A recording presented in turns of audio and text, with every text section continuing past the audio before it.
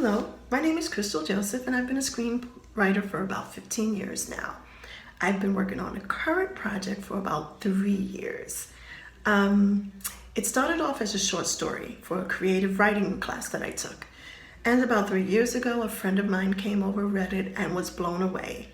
He challenged me to create it into a screenplay or a television series. And I tried to do the television series way, but wasn't gelling. When I finally decided that it would be a screenplay, my imagination took off. I can't quit the screenplay because it's powerful. It weaves Black history with modern day Christianity and science fiction because I love science fiction. The working title is Daniel and Ben. Daniel, the evening before he is to be ordained a preacher, goes into the bushes with some other men and Nat Turner, who's one of our Black history heroes, to strategize on a rebellion against the slaves. Daniel comes from a freed slave family. They're no longer slaves, but he's so dead against slavery, he wants to fight against the rebellion. And it is there in those bushes that he's turned into a vampire. Now his father, a very strong conservative freed Negro preacher, follows his son. He's dead set against this rebellion. He doesn't want to do anything to rile these white people up. And yet he finds his son in the bushes being turned into a vampire. And the thing he does to his son to ensure that he does not kill frivolously as a vampire is powerful. It really is. And then we meet Ben. We meet Ben in 2016. He is the pastor of a hugely successful mega church. Between Ben's birth and Daniel's birth, there was not a male born. Daniel was born in 1806, and until 1971, that is the first male after Daniel's birth that was born to that family. So Daniel, who's the undead, makes himself the unwanted advisor and mentor of Bishop Benjamin. And the play it's just fantastic. I am a devout Christian, and I know the Bible says, judge not, lest ye be judged. I also know that many religious people, first thing they do is judge.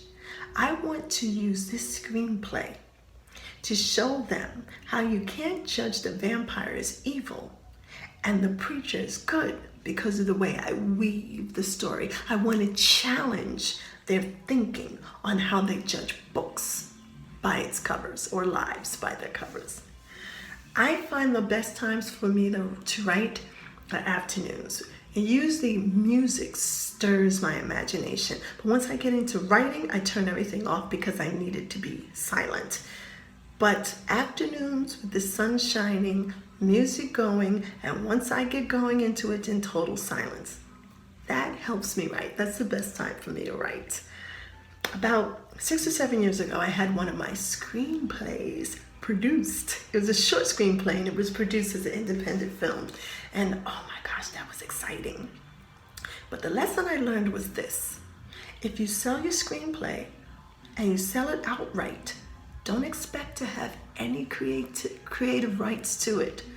Parts of my screenplay that I would not have changed were changed, and kind of annoyed me. I mean, I was still excited that my play was on the screen, but I had learned a valuable lesson. If I'm going to sell it, somehow I'm going to maintain my creative rights, or I can't sell it. It was a great lesson, though.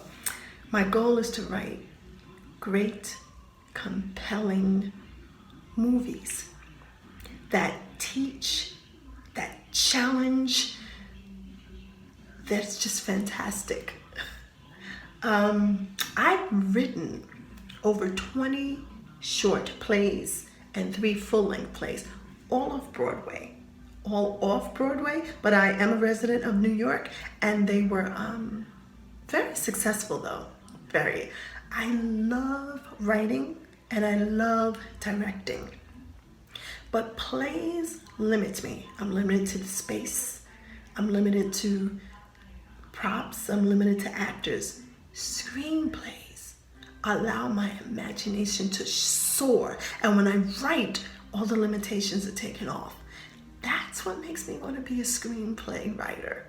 And I'm so excited about this project. You'll hear more from me very soon. Take care.